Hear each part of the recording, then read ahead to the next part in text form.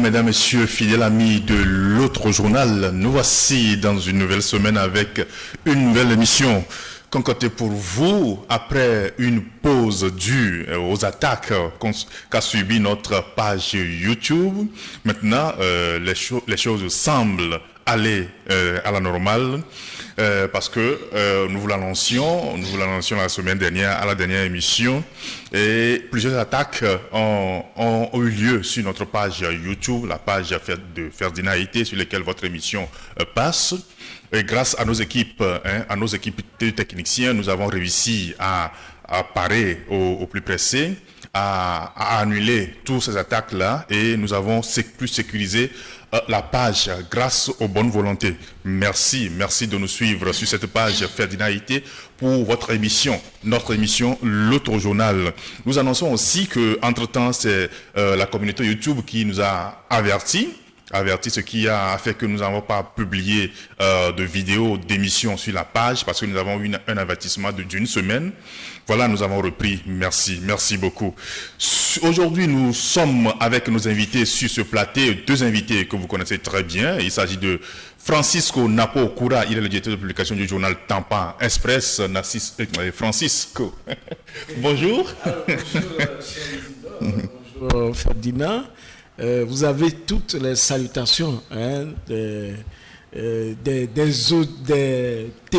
YouTube viseurs de Bassa, de Bassa. Voilà. Et même, vous savez, notre voyage, on était même passé par Kpalimé. C'est ça. Et pour aller à Bassa. Donc, que ce soit à Kpalimé ou à Bassa, les gens le suivent. Absolument. Ah oui, ça fait plaisir. Vraiment, c'est très intéressant de voir que les gens suivent beaucoup ce qui se fait dans l'autre journal. Voilà. Merci beaucoup. Merci à toi de nous avoir fait cette petite enquête-là. Malgré l'état de la connexion Internet, malgré l'état de la connexion Internet, les gens arrivent à nous suivre. Ça, merci beaucoup. L'autre invité, c'est Ferdinand Haïté. Il est le directeur de publication du journal L'Alternative. Ferdinand, bonjour. Bonjour Isidore, bonjour à Francis. Merci à lui de nous rejoindre sur ce plateau. Et je voudrais aussi profiter pour saluer tous ceux qui nous suivent de près et de très loin. C'est vrai que tu venais de le dire, on a subi des attaques simultanées. C'est pas gratuit. Ma page Facebook, on ne peut pas publier depuis un mois. Le compte YouTube, nous sommes encore sous restriction pour 4 jours. À partir d'aujourd'hui, nous sommes le 10 octobre. Donc cette émission que nous sommes en train d'enregistrer aujourd'hui, nous ne pouvons pas la diffuser demain. Forcément, ce sera le week-end. Et ce n'est que la semaine prochaine que les choses rentreront en ordre. Et c'est vrai que c'est une page qui évolue très vite. Aujourd'hui, nous sommes dans le digital. Nous sommes à plus de presque 22 000 aujourd'hui abonnés. On est à plus de 500 000 visiteurs par jour. Donc, c'est assez énorme. La page Facebook, pareil. Et donc, ça suscite quand même une certaine curiosité. Et donc, les forces du mal s'organisent pour attaquer cette page-là et priver tous ceux qui nous suivent de cette belle émission que nous avons initiée et qui ne consiste qu'à faire des analyses. On dit pas autre chose. Nous informons les Togolais d'ici et d'ailleurs, on fait des analyses et dans nos analyses, nous faisons aussi des propositions. Ne serait-ce que pour le bien vivre de notre pays. Et donc, nous ne sommes pas des individus aux intentions malveillantes. Nous faisons juste un débat. Il faut libérer la parole dans nos pays parce que nous allons le dire tout à l'heure, c'est le fait d'avoir refusé de libérer la parole depuis des années qui fait qu'aujourd'hui tout part en vrille en Afrique et ça va dans tous les sens. Et si on ne fait pas attention, le chaos va nous rattraper et on n'aura pas les moyens de gérer, de contenir la colère des populations. Et donc, il faut laisser les gens s'ouvrir, évacuer ce qu'ils ont sur le cœur. Et donc c'est cet exercice-là que nous avons pris la responsabilité de faire ici. Et moi je dis merci à tous ceux qui nous suivent. Et les statistiques, quand nous les avons, on se rend compte que généralement on nous suit plus au Togo qu'à l'extérieur.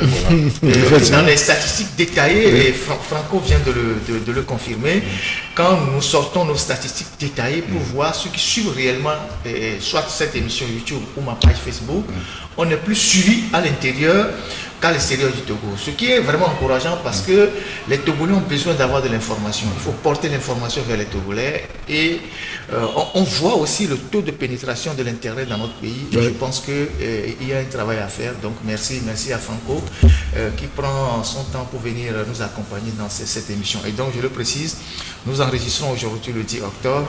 Ça ne sera diffusé que peut-être le week-end. Et la semaine prochaine, on retrouvera un rythme normal. Si entre-temps, les forces du mal ne nous attaquent pas de nous. On est pourtant dans un pays qui espère en lutte contre la cybercriminalité. Oui, je crois qu'eux aussi, ils doivent beaucoup nous aider. Et quand vous le dites, Ferdinand, c'est vrai que ce que nous faisons, ça ne tombe pas dans les oreilles des sourds. Si on voit même les impacts, c'est qu'on ne veut pas revenir sur certains événements parce que quand nous posons des actes, nous suivons sur le terrain comment les manifestations et ça nous reconforte que le travail qui est fait doit être protégé et encouragé. Et vraiment la liberté, il le faut.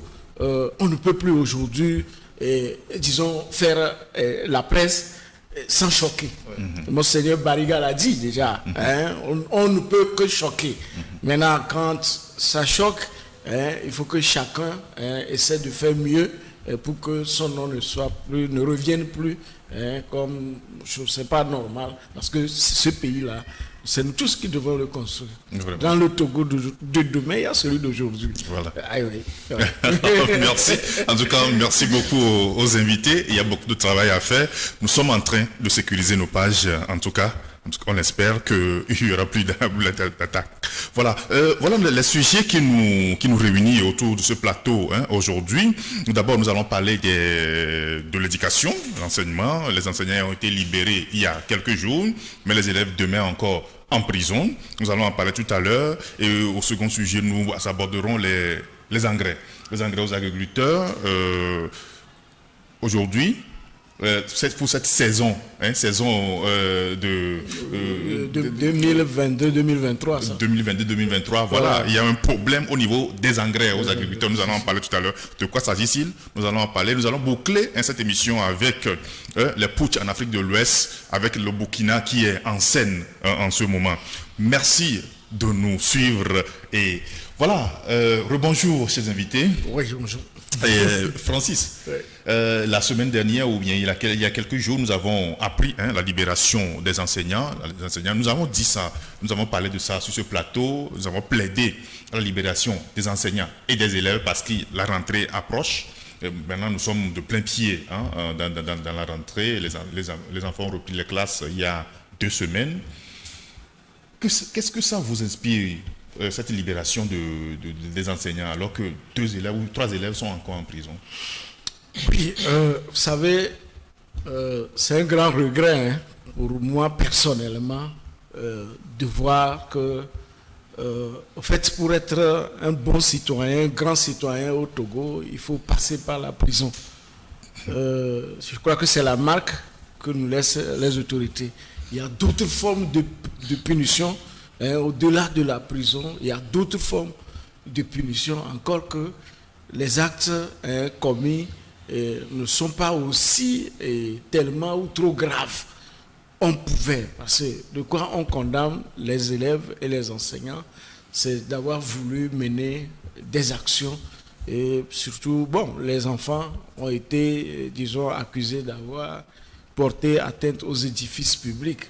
À Tandjouaré, on parle de la préfecture et de la mairie. Bien, on les a arrêtés. Ils ont raté déjà une année scolaire, c'est ce qui n'est pas une petite chose. Maintenant, la deuxième année scolaire, ils sont en train de la rater, la suivante. Parce que parmi eux, il y a des enfants qui sont en terminale, qui devaient même normalement peut-être réussir au bac et être aujourd'hui en train de faire les formalités pour rentrer à l'université. Bon, maintenant, les enseignants, on les accuse de manipulation des élèves. Donc, moi je considère que ces élèves sont des victimes de la manipulation. Si tant est que les enseignants ont fait la prison pour raison de manipulation. Alors que manipuler quelqu'un, on considère que ces enfants qui sont des élèves sont des victimes. En principe, de bons magistrats devraient d'abord décider de la libération des enfants avant la libération des élèves. Et voilà, c'est le contraire qui est fait. Ceux qui ont été victimes de manipulation sont en prison, alors que les auteurs de la manipulation supposée, parce que là, on n'est pas trop rentré dans les auteurs sont en liberté. Et il faut que chacun regarde. J'ai mon enfant qui vaque librement à ses occupations scolaires, estudiantines, et voilà, je mets d'autres, les enfants d'autres personnes, en prison, qui sont en train de rater, je peux dire, 2 années scolaires. Ça ne se rattrape pas sitôt. Ils ne sont pas allés à l'école et échoués. Mais on les a empêchés, n'est-ce pas, d'aller à l'école. Et j'en appelle toujours au bon sens des magistrats, de nos juges. Il y en a très efficaces, là-dedans, qu'ils se départissent de la pression politique pour exercer vraiment le travail de magistrat. Des enfants, je ne sais pas quel âge ils sont en terminale, peut-être 18 ans, ils ont leur majorité peut-être, mais ils n'ont pas leur place encore en prison. Donc, cette affaire fait courir beaucoup de bruit. La dernière fois, la semaine dernière, lorsque j'ai entendu RFI, pratiquement pour la première fois, en train de parler de cette affaire, j'ai dit, voilà le Togo qui se vend encore à vil prix à l'extérieur. Parce que lorsque c'est dit, tous les jours, c'est nous qui sommes devant les négociations pour faire libérer des prisonniers ailleurs. Et voilà, nous-mêmes, nous constituons des prisonniers. Et quand on dit des élèves, je me demande quel est le refrain que nous sommes en train d'envoyer vers l'extérieur, surtout que c'est ça qui nous préoccupe, l'image. Donc, est-ce que garder les enfants, les 3 enfants d'une zone aussi sinistrée que d'Apaon, d'accord, parce que ces enfants aujourd'hui seraient là, les services qu'ils rendent à leurs parents peut-être allaient être allégés. Les voilà en prison, non seulement en train de rater leur avenir, parce qu'ils vont aller apprendre de mauvaises choses là-bas. C'est ça aussi, un enfant qui n'était pas voyou, vous le mettez en prison pendant des mois, il sort, il devient voyou, parce qu'il va aller faire les compagnies, il va aller faire les compagnies, les mauvaises compagnies d'ailleurs, parce qu'en prison, c'est ce qui est souvent enseigné. Et à la fin, on voit celui qui pouvait être demain un médecin, un bon magistrat, un avocat et autres, pourquoi pas président de la République, voilà, on lui empêche, n'est-ce pas, l'avancement et il est en prison. Dommage, il faudrait que l'autorité, et j'en appelle toujours au magistrat, je dis que le magistrat a la force de libérer quelqu'un. Je ne pense pas qu'à l'époque des Adema même, on mettait les élèves en prison. Il y a eu des étudiants qui ont fait la prison, mais des élèves en prison, je crois que c'est maintenant qu'on est en train d'inaugurer cette façon de gouverner. Et il appartient aux juges.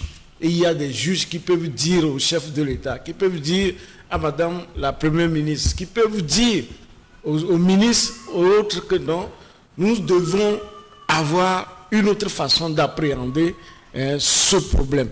Et il faut être courageux de le faire. Donc, s'ils ne le font pas, c'est une faillite totale, parce que ces enfants, je répète, n'ont plus leur place en prison. Et vous allez voir que les semaines à venir, étant donné qu'on a eu à libérer les enseignants, la pression, la communication à l'extérieur va s'accroître. Qu'est-ce que nous cherchons à l'extérieur en allant faire libérer les prisonniers d'autres pays et d'autres personnes quand nous-mêmes nous continuons de remplir nos prisons qui sont déjà pleines. Ouais. Merci beaucoup, Francis. Et Ferdinand, on s'attendait à ce que les enseignants, les élèves soient libérés, mais finalement, ce sont les enseignants seuls qui sont sortis de prison. Oui, Francis a déjà presque tout dit.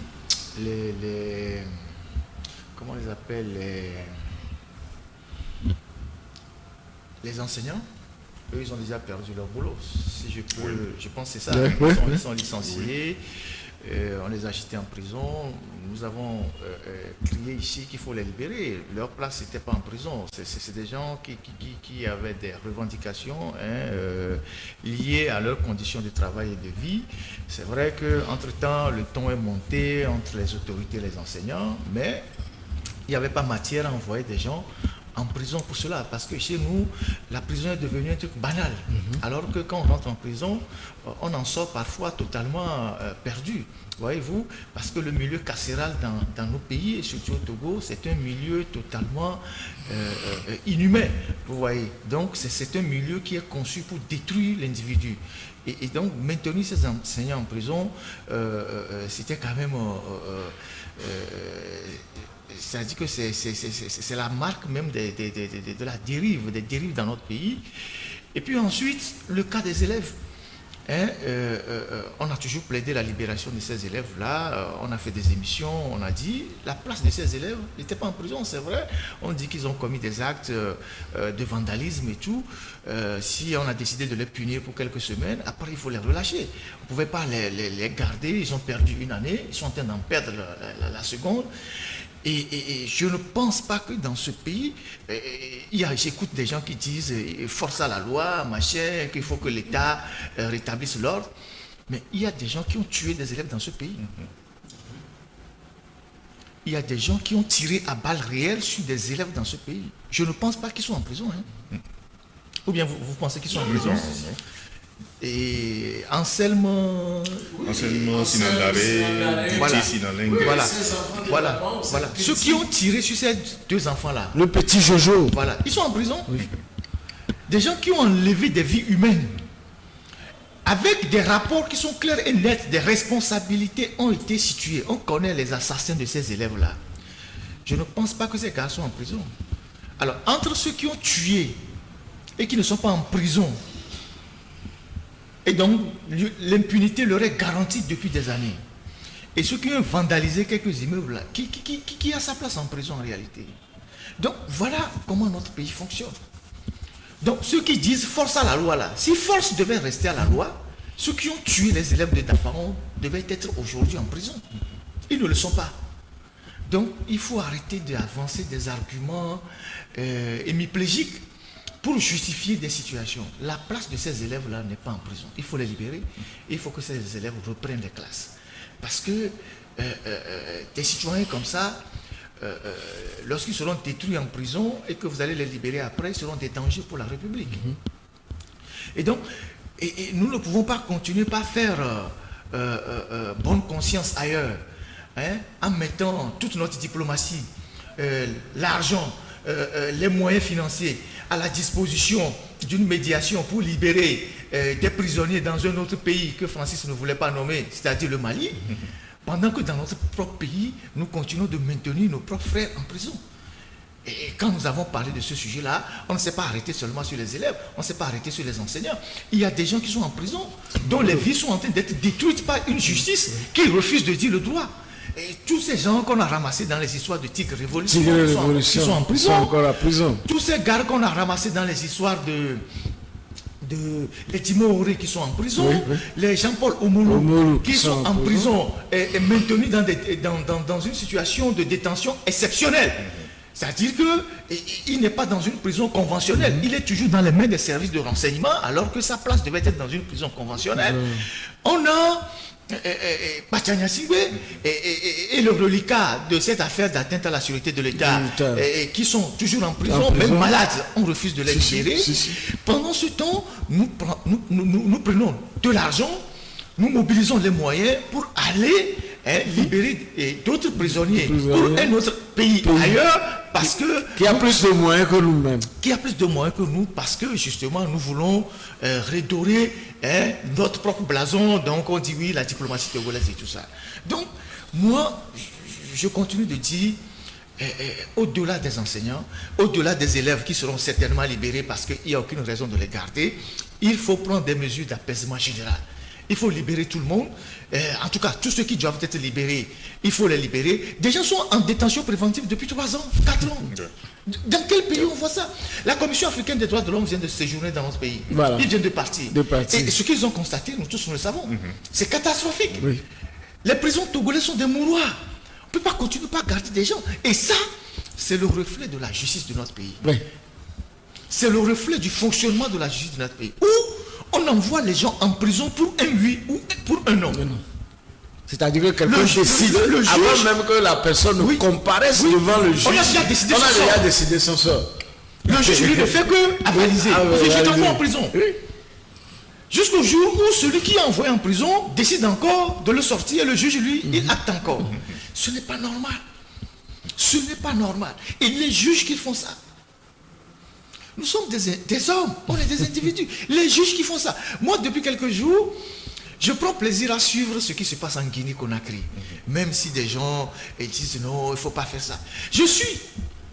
Vous avez vu les images de Dadis Camara? Dadis Camara, oui. Devant les juges. Devant les juges. Vous avez vu tous ces militaires, les colonels là, qui avaient la gâchette facile, qui tiraient sur les gens. Qui demandent qu'on ne doit pas être en prison, qu'il faut qu'on le mette en résidence surveillée pour comparaître. Le juge a tranché hier en disant prison. Même c'est aujourd'hui qu'il a tranché. Oui, c'est aujourd'hui. Il a rejeté toutes les exceptions. Il dit prison. Et quand ils étaient au pouvoir, vous avez vu ce qu'ils ont fait. Est-ce qu'ils ont imaginé un seul instant aujourd'hui, ils seront devant ces situations. Donc, faisons très attention. Il n'y a pas, Ferdinand, il n'y a pas que ça.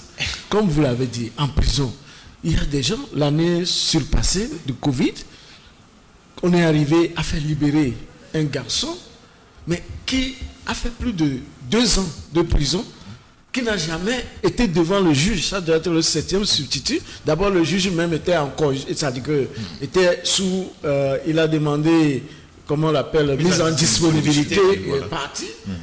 Le garçon a fait plus de 2 ans, receleur, et comme ça on a brisé la vie. Et quand vous voyez le registre de la prison, c'est bien écrit. Alors que sa peine ne vaut même pas, maximum c'est 2 ans. Est-ce que vous voyez? Mais il a fait la prison comme ça. Et prenez même les jeunes de Tigre Révolution. Je suis tombé sur une famille où le garçon, c'est quelqu'un d'autre qui l'a désigné parce qu'ils sont des concurrents chez une fille et qu'il a désigné que oui, qui va aux manifestations. Et c'est comme ça qu'ils se retrouvent en prison depuis des années. Mais quand vous dites forcer à la loi et le jugement, même quand on ne juge pas, la nature aussi juge.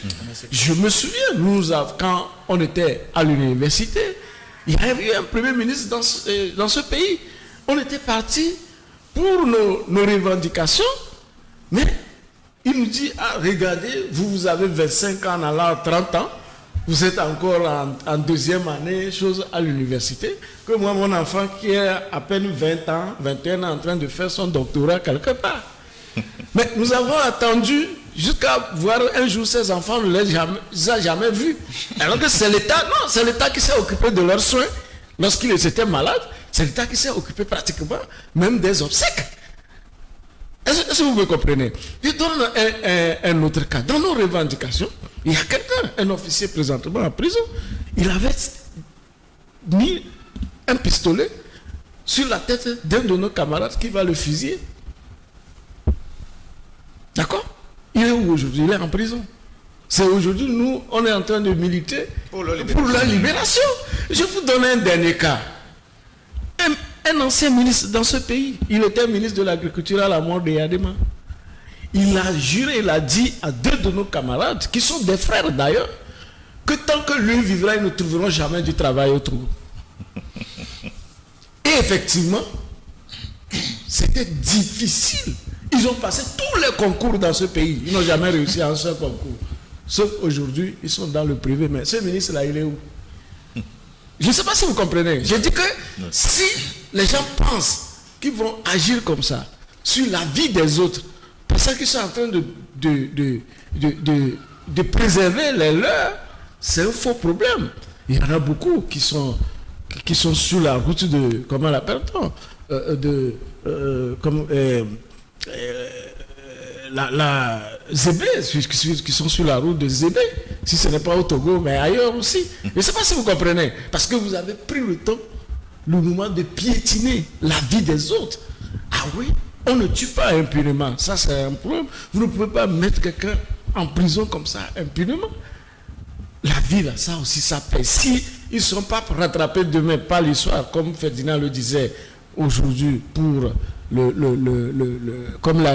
ce qui se passe en Guinée, qui aurait cru Dadis Chaud qu'on met en prison. Vous voyez la capacité du juge. Voilà, c'est ce qu'on demande.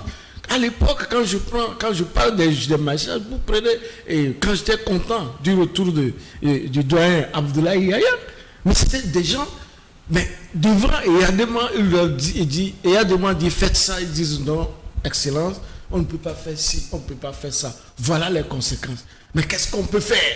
C'est eux qui disent, président, voilà, ça on peut laisser passer, ça on peut chose. Mais aujourd'hui, comme je le dis, nos magistrats, c'est-à-dire qu'on leur dit déjà au téléphone ce qu'il faut faire avec le prévenu qui vient. Et du coup, nos prisons sont remplies. Je vous ai donné les cas. Donc les gens sont en prison. Ils n'ont pas vu même un seul juge. Quand ils sont arrivés, en même temps, on les pousse, on dit, ok, ils sont oubliés. D'autres même ne sont pas sur les listes de les registres de prison. Les gens sont en prison comme ça. C'est pourquoi on demande au moins qu'on fasse l'inventaire des prisons du Togo. Et que les gens aient le courage, ceux qui sont allés mentir au chef de l'État, que oui, que ceux-là, ils veulent faire révolution. Oui, parce qu'il y a eu beaucoup de mensonges, des gens ont dramatisé des situations où c'est difficile de retourner voir le chef de l'État Fogne pour lui dire que ceux-là, bon, on peut... Personne. Quand vous allez avec cette affaire de tigre révolution, que ce soit devant un magistrat, que ce soit devant une autre personnalité, pour plaider les cas, mais tout le monde dit que l'affaire a été tellement politisée que personne ne sait par où, qui va aller voir le chef de l'État pour lui dire que on peut relâcher ces gens. Vous avez commis des erreurs, comprenez que vous avez commis des erreurs, il faut les corriger pendant qu'il est encore temps. Est-ce que vous voyez? Donc c'est ça le pays. Je dis, la nature aussi paye. Si les gens ne croient pas, les gens n'ont qu'à faire les choses. Peut-être que dans nos prochaines mêmes publications, nous allons relever des choses, des gens qui ont fait des atrocités terribles, qui ont fait du mal, comment eux-mêmes ils ont fini et comment leur derrière est, même qu'ils sont vivants. Je ne sais pas si vous voyez. Donc, il faut que les gens comprennent que nous devons créer les conditions du vivre ensemble. Il ne doit pas avoir les Togolais entièrement à part, comme le disait Yadema. Tous les Togolais doivent être devant la loi égaux. C'est ça la construction d'un pays. Mais, et Ferdinand, on a l'impression, parce que quand on voit aujourd'hui l'année scolaire, on a l'impression que tout est calme, un semblant de calme. Bon, nous, on ne va pas rentrer dans ce genre de considérations. Nous allons souhaiter une très bonne année, que l'année soit apaisée, mais qu'on essaye de régler le problème des 119 ou bien 116 enseignants qu'on a licenciés. Puisque c'est des pères de famille, c'est des responsables, ce ne sont pas des criminels. C'est des gens qui, à un moment donné de leur vie professionnelle, ont posé des revendications que l'État a jugées inappropriées. Il y a eu,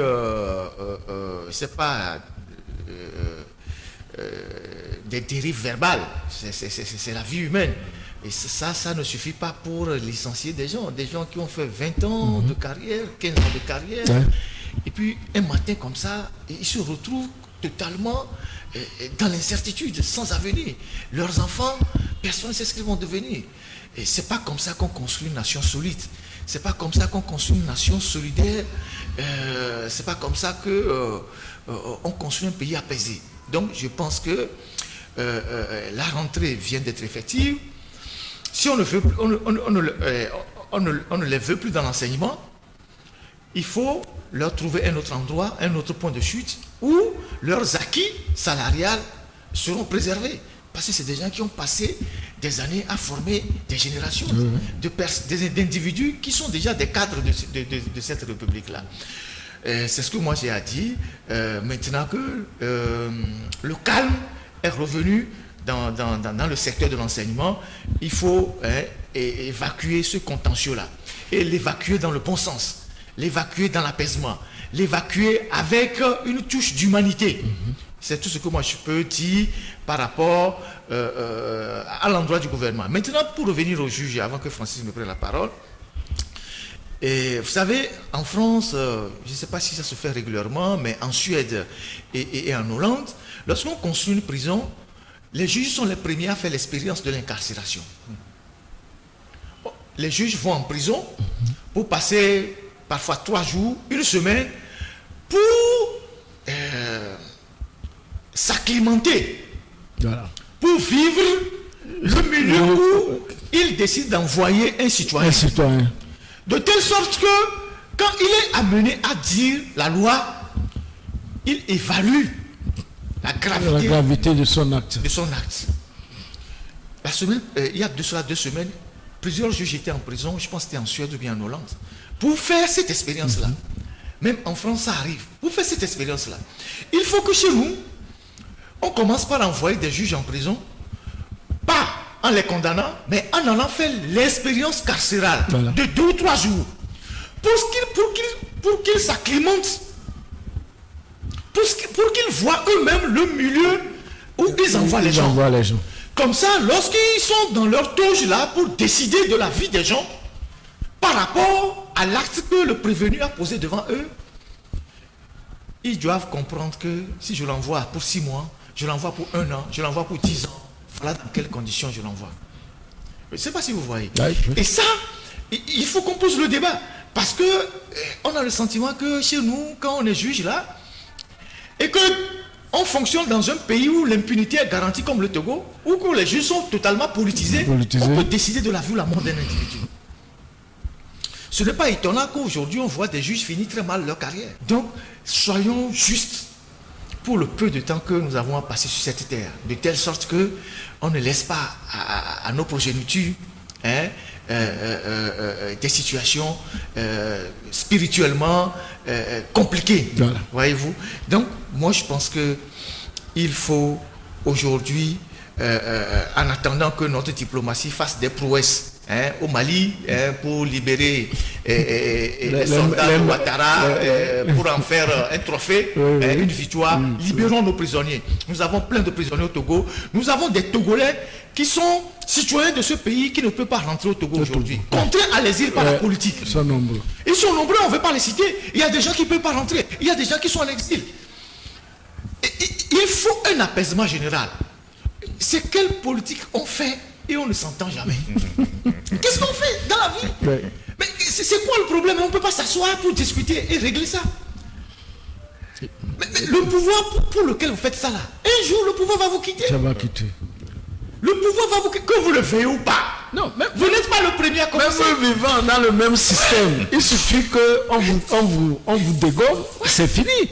Même d'autres noms, j'ai dit, d'autres même noms, même pas de numéro matricule. Je ne sais pas si vous voyez. Oui, et puis c'est fini. C'est la galère qui commence, surtout quand l'argent ne rentre plus comme avant, où chaque jour on rentre à la maison avec quelque chose et le salaire n'est jamais touché. Non, le jour qu'on va vous dégommer, c'est fini. C'est la galère. Et Ferdinand l'a dit tout à l'heure. Normalement, ce qui s'est passé dans l'enseignement, c'est le ministère de la fonction publique qui a recruté pour mettre à la disposition du ministre de l'enseignement dans pratiquement tous les ministères. Mais quand le ministre de l'enseignement dit que je ne veux plus de ces enseignants pour des fautes, en les renvoyant au ministère de la fonction publique, le premier acte, ce n'était pas de les licencier. Ouais. On doit le changer, leur trouver la place ailleurs. C'est comme ça se fait dans un pays responsable. Vous voyez, on ajoute à ces cas, ces enseignants, il faut ajouter également le cas des confrères comment vous l'appelez, de l'Édit Togo, de 10 agents qu'on a licenciés. Peut-être qu'on a licencié sous les humeurs d'un DG qui est à la retraite depuis 15 ans. C'est-à-dire le DG est à la retraite depuis 15 ans. C'est-à-dire lui n'a pas sa place là-bas. Et en plus, vous savez qui c'est? C'est les délégués de personnel. C'est-à-dire que les délégués de personnel et le ministre de la fonction publique aussi acceptent qu'on puisse renvoyer des délégués du personnel dans l'exercice de leurs droits de syndicat. Mais c'est aberrant. Et c'est un retraité. Le DG de Ditogo, il est à la retraite depuis 15 ans. C'est-à-dire lui n'a pas sa place là-bas. Voilà. Maintenant, il chasse. Il fait chasser ceux qui sont en fonction et qui ont le droit de travailler aujourd'hui. Donc les gens qui n'ont pas de numéro de matricule, c'est eux qui renvoient. Est-ce que vous trouvez ça humain? Donc, il faut que les gens changent de paradigme, surtout lorsqu'ils disent apaisement. C'est qu'il faut qu'ils pèsent les mots. Est-ce que mes actes là, les actes que nous posons, sont des actes qui font dans l'apaisement? Aujourd'hui, le pays a beaucoup de défis à relever. Le pays a beaucoup de problèmes. On verra tout à l'heure quand on va rentrer dans l'agriculture, dans l'affaire d'agriculture. Vous verrez, le pays a des problèmes. Justement, bon, Francisco, tu es en train de faire la transition.